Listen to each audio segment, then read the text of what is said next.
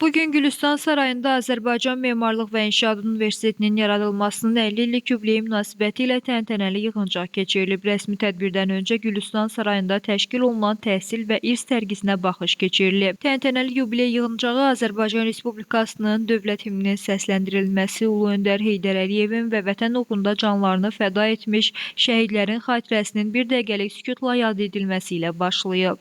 Tədbirdə dövlət və hökumət nümayəndələri, millət vəkilləri, elm və Təhsil Nazirliyinin rəhbər şəxsləri, yerli və xarici tərəfdaş ali təhsil müəssisələrinin rəhbərləri, tanınmış elm və mədəniyyət xadimləri, ictimaiyyət nümayəndələri, Azmiyonun professor müəllim heyəti əməkdaşları və məzunları iştirak ediblər. Rəsmi tədbirdə çıxış edən rektor, memarlıq doktoru professor Gülçöhrə Məmmədova bildirib ki, Azmiyonun 50 illik yubileyi universitetin keçdiyi şərəfli yola, formalaşdırdığı elmi məktəbə və ölkənin sosial-iqtisadi inkişafına verdiyi töhfələrə nəzər salmaq üçün bir fürsətdir. Rektor çıxışında 50 il ərzində universitetdən 70 mindən çox memar, inşaat, nəqliyyat, hidrotexniki və meliorativ tikinti mühəndisi məzun olduğunu deyib. Elm və Təhsil naziri Emin Əmrullayev çıxışında Azərbaycan Memarlıq və İnşaat Universitetinin ölkənin mühəndislik və memarlıq potensialının formalaşmasında aparıcı ali təhsil ocaqlarından biri kimi mühüm rol oynadığını vurğulayıb. Nazir qeyd edib ki, inkişafın birinci əsas meyarı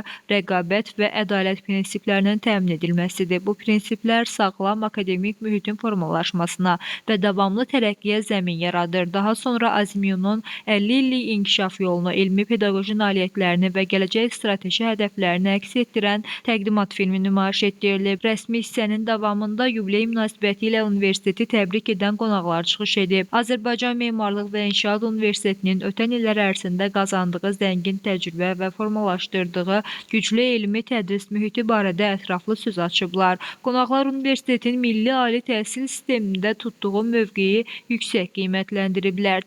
Ulu Öndərin Heydər Əliyevin şəxsi təşəbbüsü ilə yaradılmış bu universitet 50 il ərzində çox böyük inkişaf yolu keçmişdir.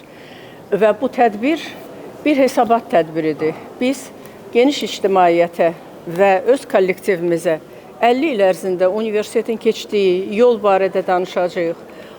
Əldə etdiyimiz nailiyyətlər barədə və qarşıda duran vəzifələr barədə bəhs edəcəyik. Çox möhtəşəm bir gündür bütün universitet əməkdaşları üçün, yəni bayram əhval-ruhiyyəsidir. Yəni qapıda hər kəs bir-birini görəndə təbriklə, həm bir-birini təbrik edir, bayram kimi hiss edir. Universitetimizin deməli 50 ildə gördüyü işlərin elə bil ki bir qeydi kimi deyək, bu gün belə bir gündür.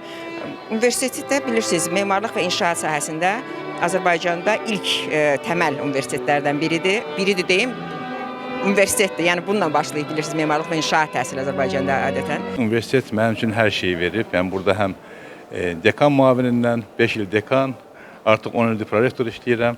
Mən hesab edirəm ki, universitet bizim gəncliyimizə həmişə gözəl yollar açır.